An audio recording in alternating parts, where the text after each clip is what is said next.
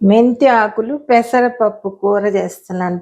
ఇంత గ్లాస్ పెసరపప్పు బాగా వేయించి బ్రౌన్ గా వచ్చేలాగా దాన్ని వాష్ చేసి మళ్ళా 2.5 గ్లాసులు నీళ్లు పోసాను. బాగా నానింది. అరగంట సేపు 6 పచ్చిమిరపకాయలు వేసాను.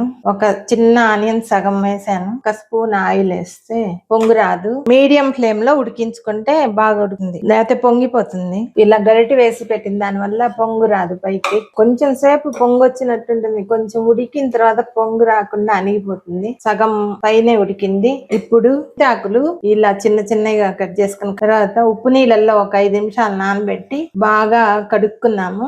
ఇప్పుడు ఈ పప్పు కొంచెం మీడియం గా ఉడికింది కదా, దాంట్లో వేసేస్తాము. ఇంకా నీళ్లు కొంచెం ఇనికిపోయినాయి కాబట్టి ఇంకో 1/2 గ్లాస్ నీళ్లు వేస్తున్నాను. సగం గ్లాస్ నీళ్లు.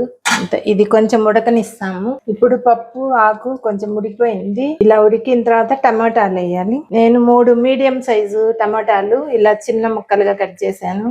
ఇంత 1 టీ స్పూన్ అంత పసుపు వేస్తున్నాను. 1 టీ స్పూన్ అంత సాల్ట్ వేస్తాను. ఇదంతా ఒకసారి కలుపుకొని బాగా ఇవి టమాటా మెత్తబడే వరకు ఉడికించుకుంటే సరిపోతుంది. దీనికి నేను చింతపండుకు బదులుగా మామిడికాయ తురుము వేస్తున్నాను. టేబుల్ స్పూన్లు అంత ఉంటది. మీరు మామిడికాయ తురుము లేనప్పుడు చింతపండు గుజ్జు ఒక నిమ్మకాయ అంత తీసుకొని నానబెట్టుకొని ఆ రసం వేసుకుంటే సరిపోతుంది. ఇలా కొంచెం సేపు ఉడికించుకుందాము. ఇది ఉడికిపోయింది. ఇలా ఉడికింది మెత్తగా, టమాటా కూడా ఉడికిపోయింది. దీన్ని పక్కన పెట్టుకొని దీనికి తాలింపు పెట్టుకున్నాము. ఒక 6 టీ స్పూన్లు ఆయిల్ వేసాను.